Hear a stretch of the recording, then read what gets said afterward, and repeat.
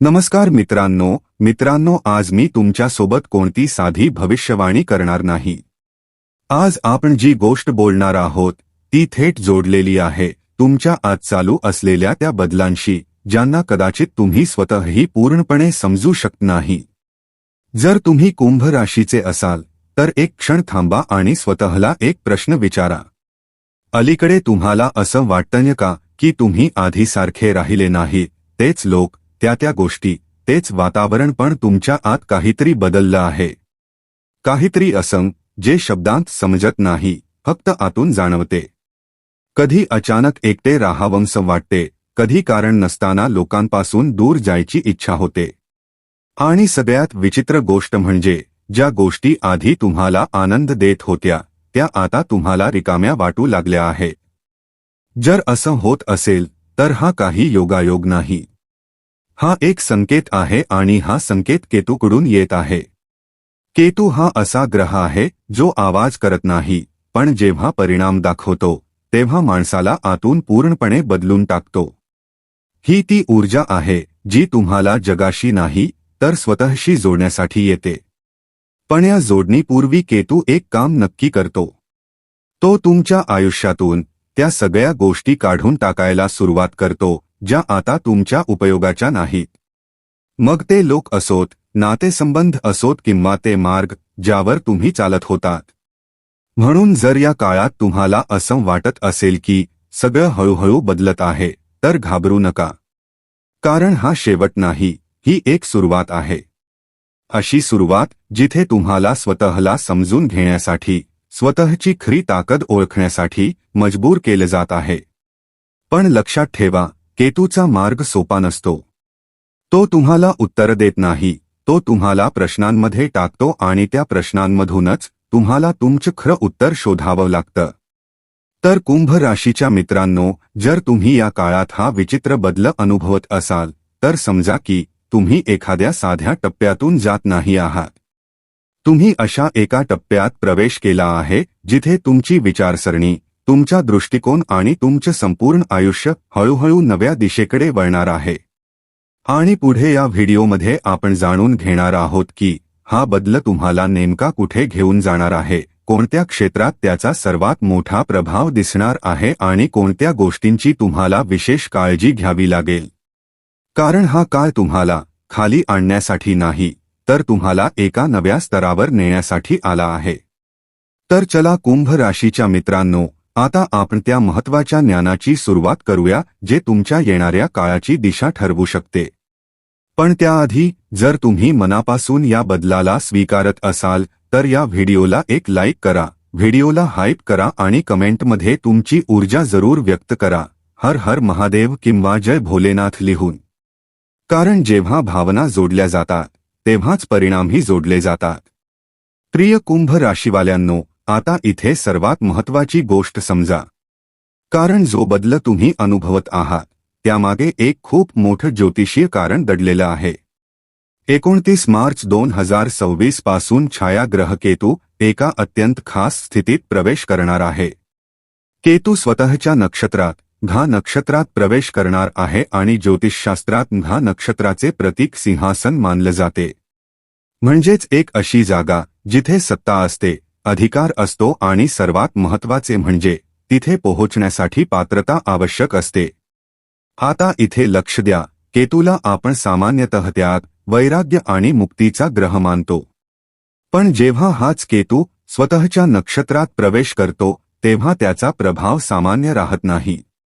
ही स्थिती एका संन्याशाला सिंहासनापर्यंत पोहोचवण्याची क्षमता ठेवते।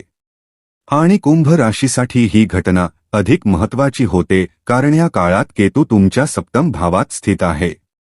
सप्तम भाव फक्त नातेसंबंधांचा नाही तर व्यापार, भागीदारी आणि करिअरच्या दिशेचाही असतो। आणि हाच सप्तम भाव तुमच्या कर्म आणि कार्यक्षेत्राशी थेट जोडलेला आहे। आता खरा संकेत समजा, मागील काळापासून जी जडण, अडथळे आणि ठप्पपणा तुम्ही अनुभवत होतात तो केतूचाच प्रभाव होता। केतू तुम्हाला थांबवत नाही, तो तुम्हाला आतून तयार करतो। पण आता हा नक्षत्रात प्रवेश झाल्यानंतर हाच केतू तुम्हाला त्या क्षेत्रात पुढे नेण्याचं काम करेल जिथे तुम्ही बराच काळ संघर्ष करत होतात। आणि हा प्रभाव थेट पुढील 8 महिने म्हणजेच साधारणपणे 5 डिसेंबर 2026 पर्यंत कायम राहील. आता इथे आणखी एक महत्त्वाचा योग तयार होत आहे, ज्याला ज्योतिषशास्त्रात काम त्रिकोण असं म्हणतात. यामध्ये तिसरा, सप्तम आणि 11वा भाव सक्रिय होतात. तिसरा भाव तुमच्या धैर्याला, तुमच्या प्रयत्नांना आणि तुमच्या आत्मविश्वासाला वाढवतो. 11वा भाव तुमच्या इच्छांच्या पूर्ततेचा आणि मोठ्या लाभाचा संकेत देतो. आणि जेव्हा या दोघांच्या मध्ये केतू सप्तम भावात बसून संतुलन निर्माण करतो, तेव्हा याचा थेट अर्थ असा होतो की तुमचे प्रयत्न आता फक्त मेहनत राहणार नाहीत, तर त्यांचे परिणामही दिसू लागतील. पण इथे एक गोष्ट नेहमी लक्षात ठेवा, राहू आणि केतू दोघेही एकत्र काम करत आहेत. राहू तुमच्या इच्छांना वाढवत आहे, तुम्हाला मोठं विचार करण्यास भाग पाडत आहे. पण केतू तुम्हाला तुमच्या मुळांशी जोडून ठेवेल. जर तुम्ही फक्त इच्छांच्या मागे धावाल, तर राहू भ्रम निर्माण करेल. पण जर तुम्ही तुमच्या कर्मावर आणि तुमच्या सत्यावर ठाम राहिलात, तर केतू त्या भ्रमाला तोडून तुम्हाला योग्य दिशा दाखवेल. म्हणून हा काळ फक्त यशाचा नाही, तर योग्य पद्धतीने यश मिळवण्याचा आहे, जिथे तुमची मेहनत, तुमचं धैर्य आणि तुमचं अंतर्गत संतुलन हे तिन्ही मिळून तुम्हाला त्या स्थानापर्यंत पोहोचवू शकतात, ज्याची तुम्ही खूप काळापासून इच्छा करत होता. आता प्रश्न असा निर्माण होतो की हा बदल तुमच्या आयुष्यात सर्वात जास्त प्रभाव कुठे टाकणार आहे, कारण केतूचा प्रभाव कधीही एका ठिकाणी मर्यादित राहत नाही. तो हळूहळू तुमच्या संपूर्ण जीवनदिशेला स्पर्श करतो. पण कुंभ राशीसाठी सर्वात पहिला आणि सर्वात खोल परिणाम होणार आहे तुमच्या नातेसंबंधांवर. होय, नातेसंबंध, ते लोक ज्यांच्यासोबत तुम्ही वेळ घालवला, ज्यांना तुम्ही तुमच्या आयुष्याचा भाग मानले. त्याच नात्यांमध्ये आता तुम्हाला बदल जाणवू शकतो. कधी तुम्हाला वाटेल की समोरचा तुम्हाला समजत नाही, आणि कधी तुम्हालाच कळणार नाही की तुम्ही काय अनुभवत आहात. छोट्या छोट्या गोष्टींवर अंतर वाढणं, विनाकारण मन खट्टू होणं किंवा अचानक कोणापासून मन हटणे, हे सगळे संकेत आहेत.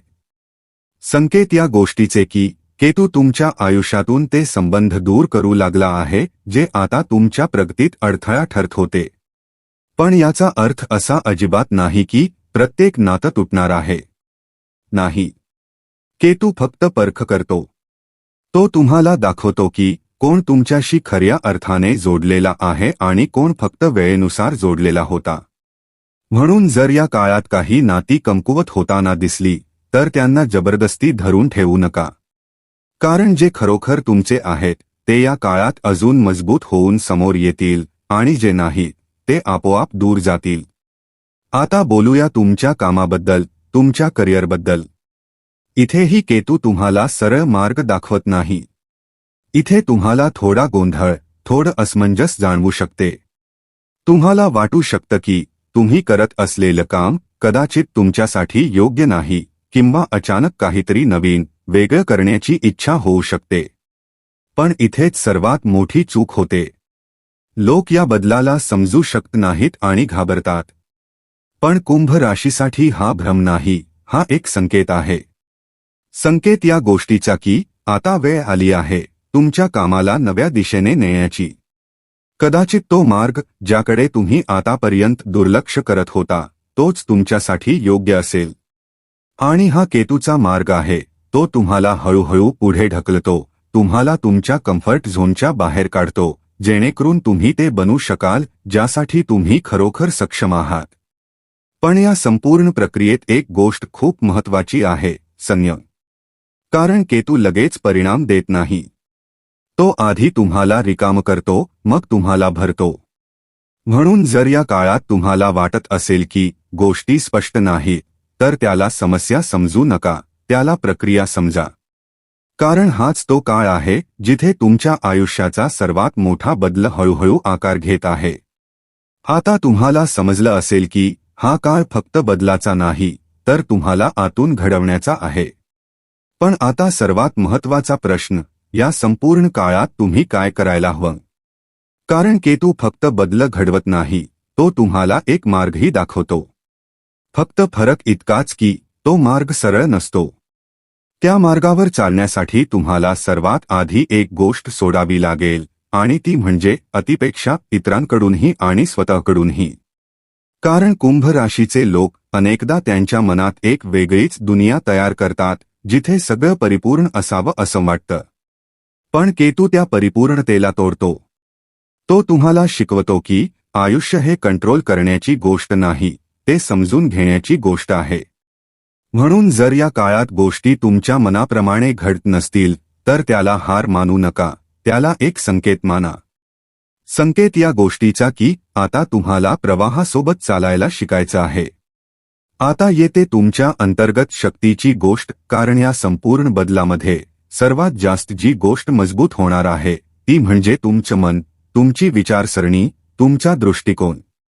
ज्या छोट्या छोट्या गोष्टी आधी तुम्हाला त्रास देत होत्या त्या आता तुम्हाला तितक्या परिणाम करणार नाहीत.